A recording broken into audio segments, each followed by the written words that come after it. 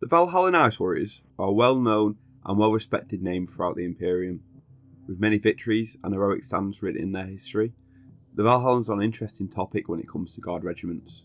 Stoic, ruthless, and fiercely loyal to the Emperor, the Valhallans are a harsh reflection of their homeworld, and make up some of the toughest and most stubborn regiments in the Astra Militarum, embodying the very ice so abundant on their home planet. Today, we're going to dive into these stoic warriors. Their homeworld, Valhalla, wasn't always the ice-ridden rock we see in common times.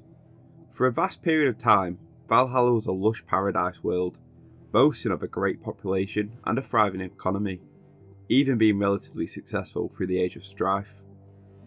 10,000 years before current times in Warhammer 40k, Valhallan augur rays picked up an unsettling signal. Hurtling towards the planet was a comet at tremendous speed. Defence platforms in the planet's orbit and on the surface fired on the comet in an attempt to stop its trajectory. Although at first this did seem effective, this only succeeded in breaking up the comet. The largest chunks of the comet landed in Valhalla's oceans, but sizable pieces struck the northern continent as well. The planet's orbit around the sun of the Valhallan system was altered, pushing the once paradise world to the very edge of the Goldilocks zone. Alongside this, the impact in the northern continent released giant clouds of dust into the atmosphere, effectively blanketing the entire planet. After investigations on why the defence batteries had so little effect, the comet was comprised almost wholly of iron, explaining its resistance to the lance and macro weaponry. I have read some theories on the comet, some of the more far-fetched ones believing that the Emperor, or possibly Eldar Farseers, orchestrated the comet, having seen visions of the mighty warriors the planet would produce. The change of orbit, combined with the thick layer of dust in the atmosphere, had a cataclysmic effect on the planet. All but the hardiest and most adaptable plant and animal life survived, forcing the human survivors deep under the surface of the planet, eking out a life inside the relatively warm caverns deep under the surface. A stark contrast to the paradise world the human population had enjoyed and flourished on. Life on Valhalla quickly became survival of the fittest, where the strongest in mind and body survived. After a slow rebuild of Valhallan society, and hive worlds being constructed in these subterranean caverns, the world would be hit by another catastrophe. This time, something far fouler than a comet, a force of nature that comes with the roar of engines. A limping, damaged Orc war fleet had entered the system. Believing the Valhallans were an easy target, the Greenskins made planetfall, or rather, crash headfirst into the icy crust. A war unlike anything the planet had previously seen began. A grim struggle not for land, technology, or territory, but for something far simpler: food. Even the Orcs found Valhalla a grim and unhospitable place.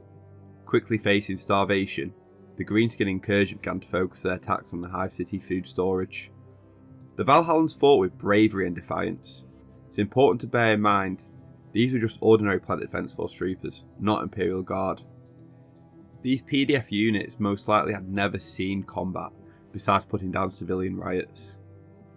To not have instantly been overrun is an heroic achievement in itself, reiterating again the resilience found in the people in Valhalla. Despite the valiant effort in the defence of Valhalla's hive worlds, eventually the defenders were pushed back by the Greenskins to the main food storage vats on the world. However, the iron spirit of the Valhallans was far from crushed. The Orcs had amassed, preparing one last colossal charge to finally destroy the last of the valiant defenders. During this massive assault, the Valhallans unleashed ice-boring machines into the green tide, massacring a large portion of the Orc invaders. Alongside their resilient spirit, the Valhallans found themselves now harbouring an intense hatred for the Orcs.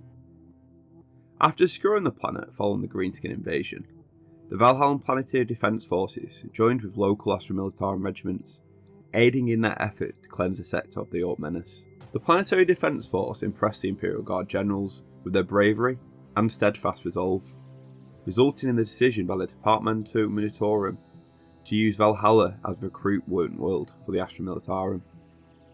The Valhallans are hard people. They are comfortable in the harshest conditions and lack a fear of death. The Valhallans truly are a product of their inhospitable ice world. Due to having to live in these subterranean complexes, the hive cities are massively overcrowded, with the population ever growing.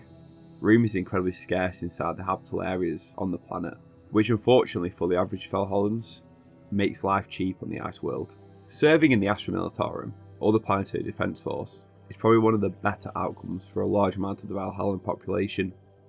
Those who don't face a grim and dark life deep beneath the surface of the planet.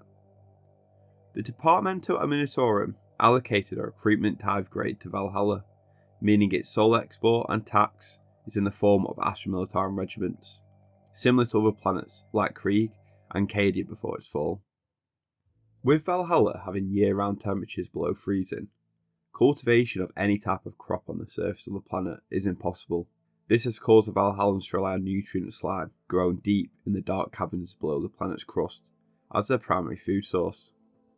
To maintain the population levels enough to be able to fulfill the continuous recruitment of guard regiments, a huge portion of the planet's population toil in these caverns, cultivating the slime. Over the long millennia, the Valhallans have served throughout the galaxy, being valued immensely by Imperial Guard generals and commanders. The Ice Warriors are usually deployed on war zones and fronts against orcs due to their strong hatred and deep understanding of the greenskin tactics. They are most often used in the thick of the fighting, covering a retreat, holding the line for reinforcements, or boosting allied regiments' morale with their unflinching resolve.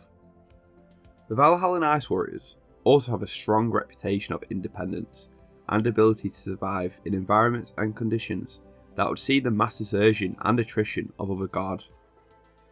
This reputation of survivability is echoed in the standard kit of Valhallan troops. Every trooper is expected to carry into battle every item they will need to survive. Each Valhallan warrior is issued a firmly insulated greatcoat and helmet, gear that is absolutely necessary to survive their harsh Arctic surface of their homeworld. This includes insulated gear, blankets, sleeping bags, rations and respirators. Troops are also armed with the M36 lasgun that is slightly modified to cold conditions. They also have a combat knife, an assortment of crack and frag grenades. Compared to other guard regiments, the Valhallans have relatively simple battle doctrine. When attacking, Valhallan regiments do so in dense formations, utilising their number of advantage and the sheer ferocity of their units. For any charge or attacking manoeuvre, the Valhallans shower their enemies with massive amounts of ordnance and artillery. Many priests are also distributed through the Valhallan formations, reinforcing the Valhallans' religious fervour. When defending, the Ice Warriors dig in, determined to hold the ground at whatever cost. Many guard commanders have noted how, when defending, Valhallans fight to the last man, refusing to give up ground. To re-emphasise this, Xenos and traitor commanders have noticed how, when attacking Valhallan positions, the Ice Warriors need to be killed to the last man before you can consider positions as taken. Over the millennia, there's been countless regiments raised on Valhalla. These regiments have served as many notable war zones. To list every regiment will take a long time, so I've just picked a couple to show you. The Valhallan 1212th Regiment, also known as the Cold Bloods, were raised for active service in the Eastlight Nebula Wars. Unfortunately, the regiment would be decimated in their first battle on Triox. Triox was a desolate frozen wasteland that held a strong force of traitor soldiers, which were heavily fortified. Even before the Cold Bloods made planetfall, their chances didn't look good. Due to logistical and supply line issues during the conflict, only 1 in 3 were actually issued with a lasgun. To begin the attack, the Valhallans had to march across a frozen wasteland, and even armed with their survival skills and equipment, around half of the regiment died from exposure during this first leg of the mission. The Valhallans, wounded, tired, and relatively unarmed, still launched an assault on the flank of the traitor forces. During this desperate battle, troopers were seen taking weapons from dead comrades and enemies to continue the fight. Despite their heavy losses, the Cold Bloods claimed victory over the traitors, devastating their forces and routing the rest. The Valhallan 442nd Regiment is also a great example of their toughness. The Valhallans featured throughout the war zone known as the Spinwood Front, a cluster of relatively unexplored star systems featuring threats from traitors, chaos and Xenos. The Valhallan 442nd Regiment gained distinction in this front during the liberation of Volstad from Greenskins. Although a successful operation, the 442nd took losses and was in need of fresh recruits to bolster their regiment. Originally planned for consolidation, the Orc war boss Grimtooth launched a war The 442nd were reassigned to the front lines of this conflict. This was because Astra Militarum commanders wanted to make use of their extensive experience fighting these greenskins. They were chosen to spearhead an assault on Mesa. They were ordered to secure strategic locations and relieve currently pinned down forces. In the first assault, the Valhallans were forced to fall back. Discipline ran amok and confusion ensued throughout the battle lines. This was extremely uncharacteristic of the Valhallans. The regiment command corps soon discovered that the officers of a number of squads had been assassinated and replaced with shape-shifting Xenos. Commissars quickly purged these replaced officers, and the Valhallans launched a renewed attack, showcasing their legendary zeal. Shortly after this operation, a Space Hulk appeared close to the hive world of Seprisk. Infested with orcs and chaos pirates, the 442nd saw this as an opportunity to regain their reputation and redeem themselves after their mishap on Mesa. During the initial boarding and attack on the Space Hulk, the transport ships used by the Valhallans were destroyed by some pirate marauders, stranding the Valhallans in the Space Hulk. The 442nd dug in and prepared for the inevitable assault from both pirates and orcs. When Navy ships eventually arrived to rescue the Valhallans, they were shocked to find the Valhallan forces had taken minimal losses and were slowly pushing the Xenos and heretics back. Colonel Rusk, commander of the 442nd, reluctantly ordered his Valhallans to give up their position and conduct a tactical retreat, living to serve the Emperor for another day. With the name of their home planet, you'd be forgiven for thinking the Valhallans were based off Scandinavian or Norse warriors, but with their tactics, battle scenarios, and battle dress, the Valhallans are heavily based off the Soviet Red Army, echoing their use of mass assaults and their harsh resolve. Annoyingly, there isn't massive amounts of lore available for the Valhallans.